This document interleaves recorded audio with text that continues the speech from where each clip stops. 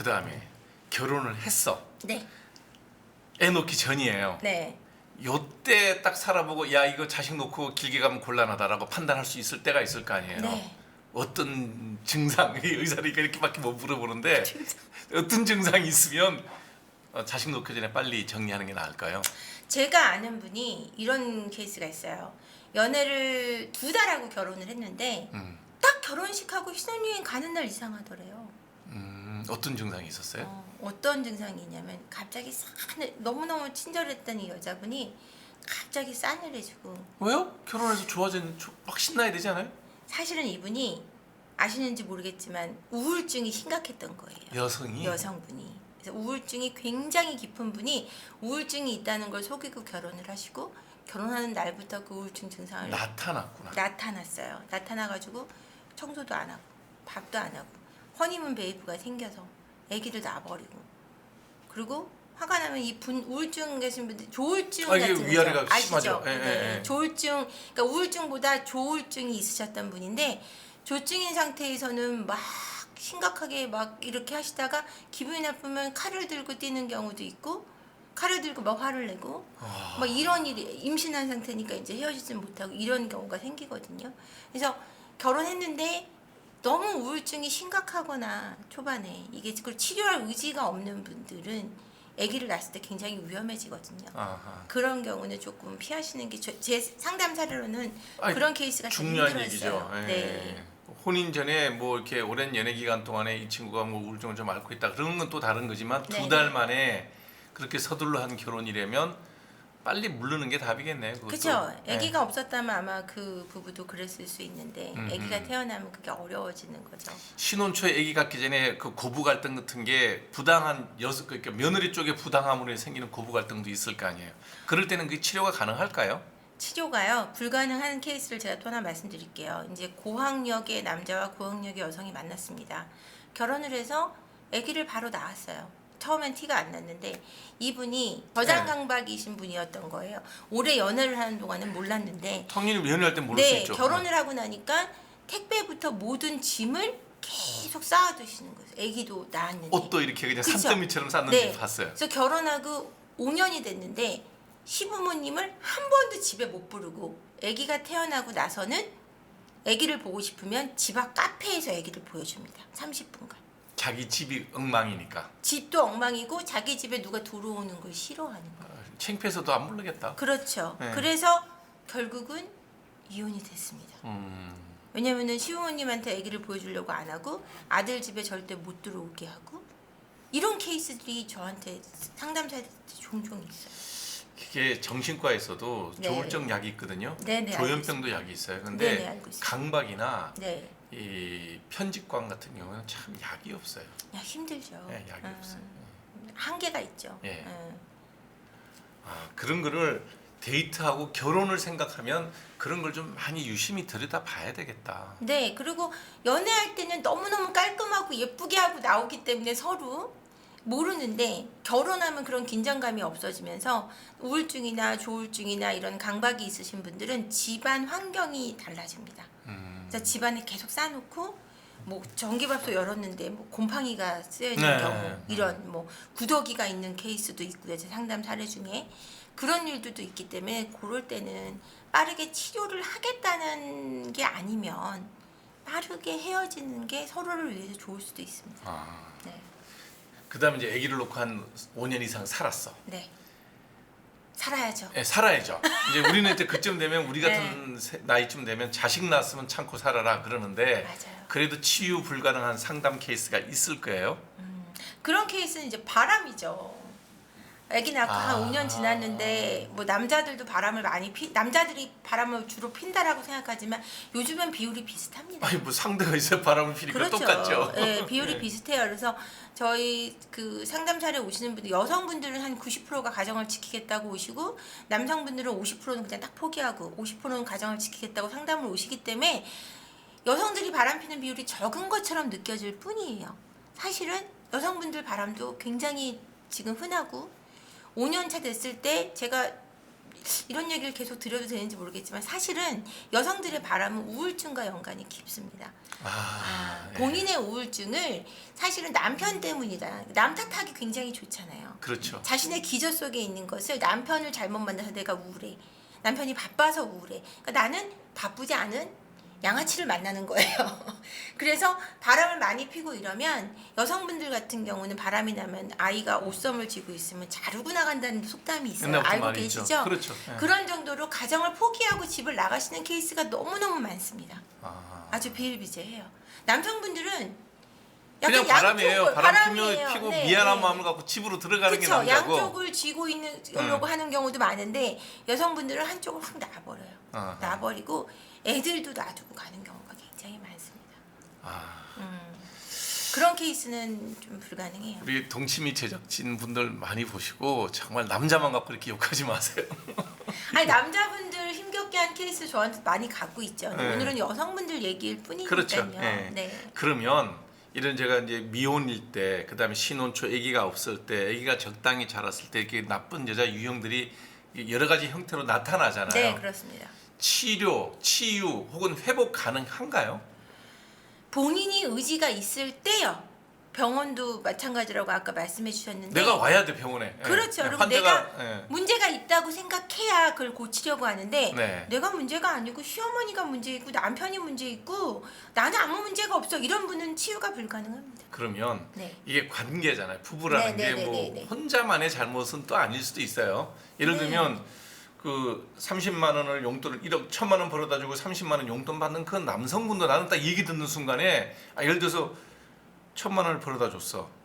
남편 30만 원 주고 900만 원을 저축을 했다. 그러면 나는 그거는 남편도 이해가 되는데 지는 명품을 둘러 그걸 보고 사는 남자도 문제가 좀 있죠.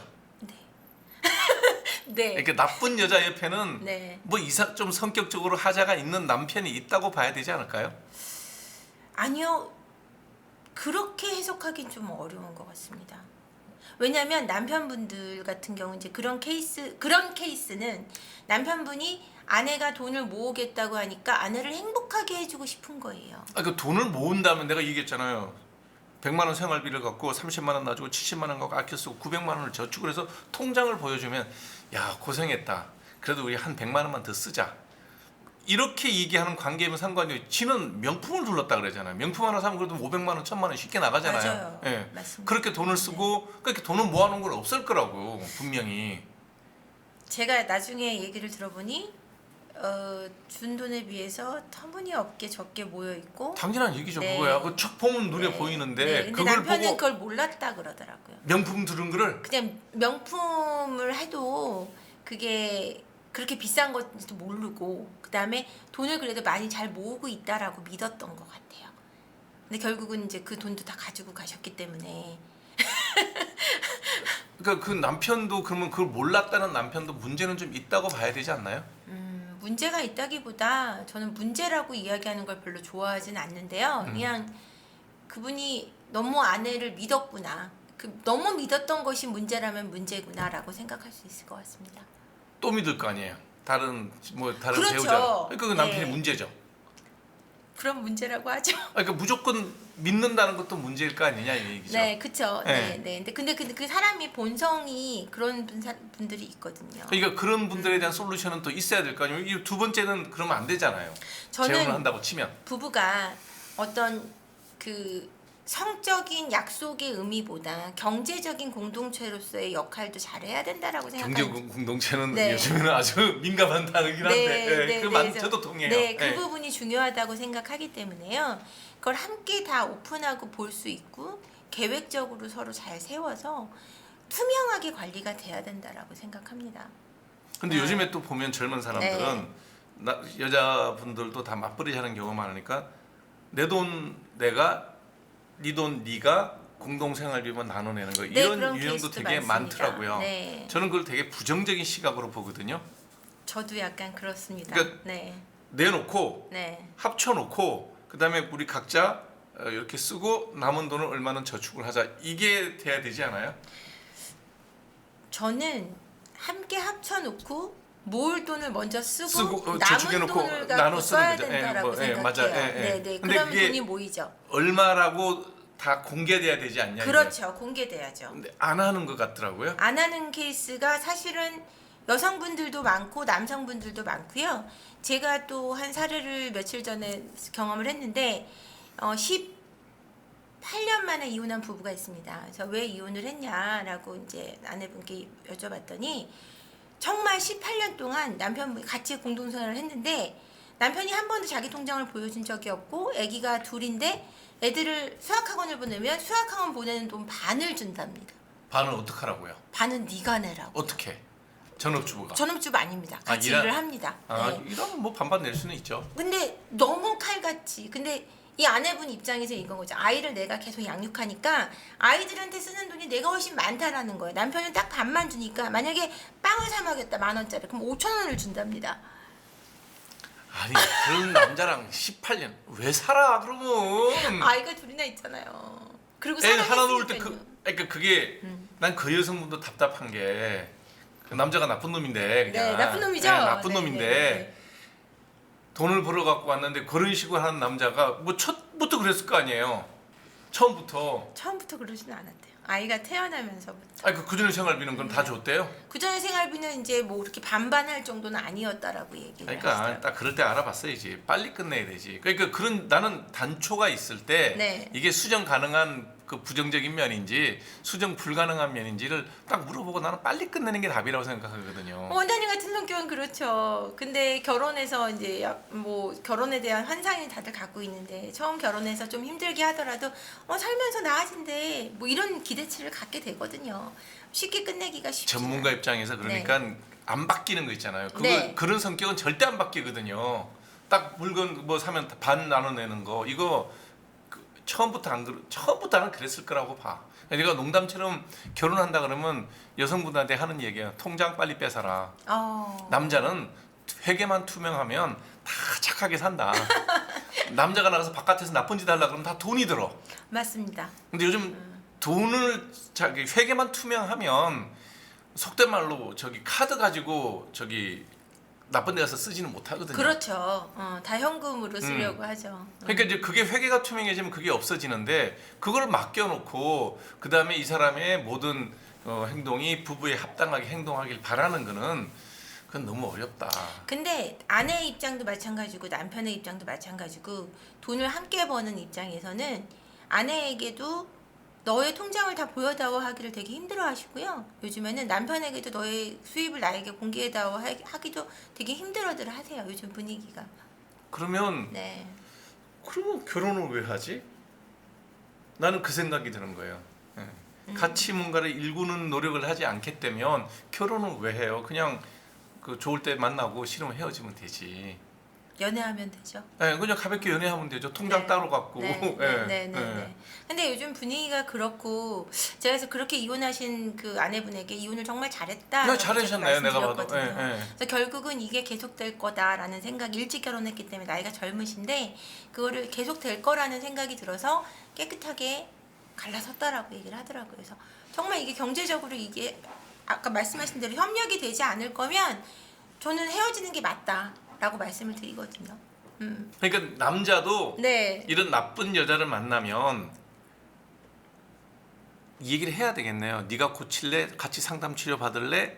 맞아요. 그걸 안 하면 포기하셔야죠. 빨리 헤어지셔야 손절을 돼요. 하는 게 답이겠네요. 네, 맞습니다. 저도 뭐 이혼을 그렇게 권하는 사람은 아닌데 저도요. 지나보니 네. 안 되는 걸 갖고 억지로 끌면 끌수록 어느 한쪽은 피해를 보더라고요. 네, 가해자는 뭐 자기는 당당하고 좋지. 모릅니다. 당하는 사람 입장에서는 네. 모두 자기는 정당하다고 생각하거든요. 네. 맞아요. 네. 그럼 남자가 이런 여자를 만났을 때 대처할 수 있는 방법, 상담하는 거. 네. 왜 어떻게 그냥 이런 관계에서 부부 관계에서 자기 배우자를 고칠 수 있는 방법은 없을까요? 그건 딱 하나가 있습니다. 이혼을 불사하고 강경하게 거부하는 겁니다. 정말 이 아내분이 이혼을 원하지 않으면 남편을 따라오게 돼 있어요. 근데 정말 이걸 고쳐야 되겠다고 할 때는 이혼을 불사하는 마음이 정말 자기 마음에 있어야 돼요. 있어야 되고 정말 이렇게까지 우리 집에다가 막 하고 나한테 막 하면 난 정말 너랑 안 살 수 있다라는 이 선언을 하셔야 돼요. 그래야 아내분이 이혼하고 싶지 않고 남편이 좋고 이러면은 그걸 이제 기법하는 저 같은 경우에는 뭐 별 문제 없이 살기는 하지만 내가 번 돈 다 갖다 주거든요. 저는 그 뭐 돈에 대해서는 회계 투명을 위해서 그래요. 이렇게 딱 네. 갖다 올려놓고 뭐 내 네. 카드 쓰는 거 갖고 어디에서 뭐 썼냐 묻지는 않는데 하는데 통장에 돈이 들어갔는데 별로 이렇게 존경하는 마음이 없어. 이거 싹 고치려 그러면 너랑 이혼을 불사하고 내가 얘기하면 바뀔 수 있을까요? 원장님은 안 되실 것 같아요. 내가 봐도 이혼할 거라고 믿지 않을 것 같아요. 그러니까 그리고 통장에 돈을 많이 갖다 주시기 때문에 네. 그렇게 하시면은 그냥 나 사실은 당신 존경해 이렇게 하실 것 같아요. 존경합니다. 그리고 카톡이 올 것 같아요. 네, 자 이제 나쁜 여성, 나쁜 배우자, 네. 나쁜 며느리도 있다. 네, 그거를 있습니다. 예, 네, 분명합니다. 우리 사회에서 분명히 네. 좀 인식도 하고 좋은 배우자를 만나려고 남자들도 좀 노력을 해야 네, 되겠다. 네. 이쁜 거에만 자꾸 눈 두지 말고 그런 생각이 드는데 오늘은 그 결혼과 부부에 대한 얘기를 했고요. 이상적인 결혼이 어떤 건지 또 뭐 어떤 부부 상이 가장 좋은 건지에 대한 얘기를 해봤는데 다음번에는 또 나쁜 남자 가지고 한번 만나서 얘기를 해봐도 되게 어우. 재밌을 것 같아. 그건 제게 한 3시간 주십시오. 네, 오늘 부부 상담 전문가 세포 언니 한재원 대표와 함께 재밌는 시간 가져봤습니다. 아, 감사합니다. 네, 아드님의 성적이 원하는 대로 나와서 저는 원하는 대학을 할 수 있기를 같이 기도하겠습니다. 감사합니다. 네. 성적보다 행복한 아이로 성장시키겠습니다. 일단 고등학교 3학년은 성적이 좋으면 행복해요. 네, 좋은 결과 있기를 기대하겠습니다. 감사합니다. 함께해서 여러분 되게 고맙습니다. 다음 주 다시 또 뵙도록 하겠습니다.